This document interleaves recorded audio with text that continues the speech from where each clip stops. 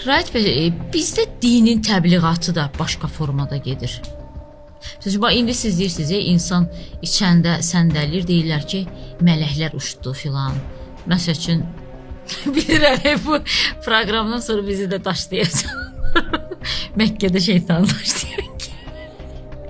Valla mən Allahsız, dinsiz, imansız çıxarmayın. Çünki mən Allaha çox inanıram. Amma mən məsəl üçün Məkkədə oğurluq olursa, ziyarətə gedən birisinin çantasını, bütün sənədləri qarşı, pulunu filanını gəlib oğurluyursa, belə çarşablı qadınlar, o zaman mən böyük sual verirəm özümə və o sualı bir neçə din xadiminə də vermişəm.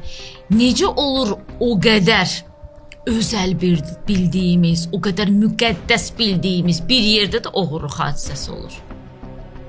Yəni, Məkkəyə min kilometrlərlə yol gedən zəvvarlar var. Ora çatmamış sevincdən ölənləri də var, həyəcandan ürəyə partlayanları da var. Və yaxud da ki, ziyarəti başa vurub 5 qat həci, 4 qat həci xanım olanlar da var. Eyni zamanda orada oğurluq da olur. Demək ki, müqəddəsliyi biz aşırı təqdim edirik də və yaxud da şeytanı daşlama. Kim şeytanı görür ki orada? Yəni, həqiqətində görürlər şeytanı, yoxsa? Səidə xanım, çox gözəl dediniz. Belə, siz danışdıqca ümumiyyətlə mənim başım başlayır o bəzi məsələlərdə bir fikir söyləmək istəyirəm. Ümumiyyətlə, din təmizlikdir, həqiqətən də din təmizlikdir. Məsələn, dinimizdə var kasıba, yetimə yardım eləmək.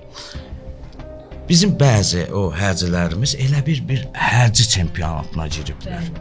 5 dəfə mənəm, yox 6-cı mən olmalıyam, mən onu keçmişəm. O Messi qızıl top alır, 4 dəfə Ronaldo 5 dəfə. Onu siz demişdiniz, deyəsən 5 qat həci. Hə, 5 qat həci. Məsələn, mən tanıdığım biri var, tanıdığım bir din xadimi var. 5 dəfə, 6 dəfə gedib, bunun qonşuluğunda bir qız vardı.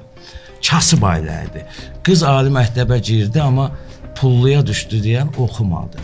İndi bax, bu qızın bir 5 illik təhsil haqqını ödəmək mənim üçün şəxsən 6 dəfə gedib gəlməkdən qat-qat üstündür həci.